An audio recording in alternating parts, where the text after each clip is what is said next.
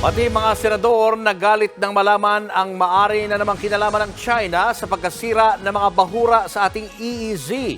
Respetuhin daw sana ng Beijing ang maritime resources ng Pilipinas. Nasa frontline ng balitang yan si Mean Los Baños. Ipinakita ni Senator Francis Tolentino ang mga larawan ng itsura sa ilalim ng Escoda o Sabina Shoal bago ang di umano'y pag-harvest o pagsira sa mga coral sa ilalim ng dagat.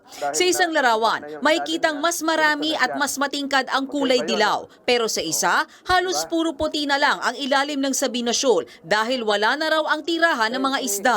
Magkaiba na po yung kulay ngayon ng ilalim ng Escoda. So ibig sabihin, merong pinatong na materyales, nakakaiba dun sa natural elements niya, nung hindi pa durug-durug yung corals. Hindi na ito natural. Ipinakita rin ni Tolentino ang iba pang itsura ngayon sa ilalim ng Iroquois Reef at Sabina Shoal matapos mawasak ang mga bahura.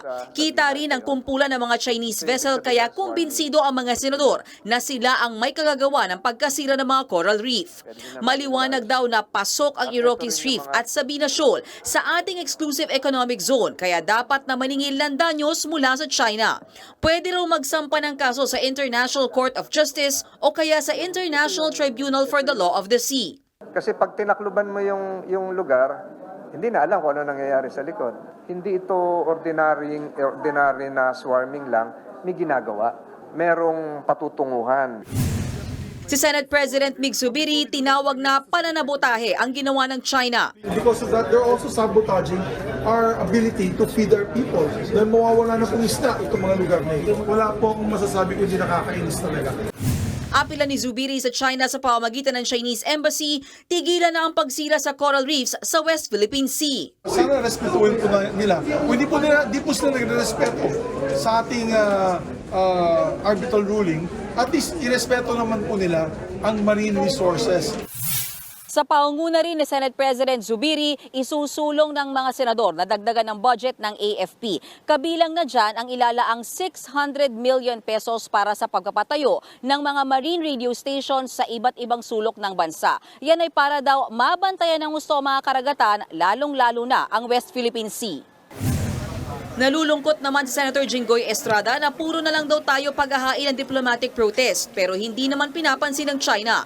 Malinaw daw na dapat nang umaksyon ng ehekutibo. Pati yung ating mga coral reefs ay inuhubaran na nila at nakakaawa na itong ating mga kababayan. Lagi lang tayo nagmamakaawa sa kanila na wala naman nangyayari.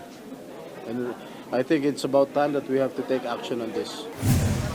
Dahil sa panibagong pangaharas, giniit ni Senator Bato de la Rosa na hindi talaga dapat magtiwala sa China. Hindi magtiwala dahil meron talaga silang sariling agenda para sa kanilang bansa. Tayo naman, we have to protect our own hanggat sa makaya natin. Nagbabalita mula sa Frontline, Mean Los Baños, News 5. Mga kapatid, Julius Babaw po. Iba na ang may alam at may pakialam sa panahon ngayon. Huwag maging huli at maging una sa lahat ng balitaan.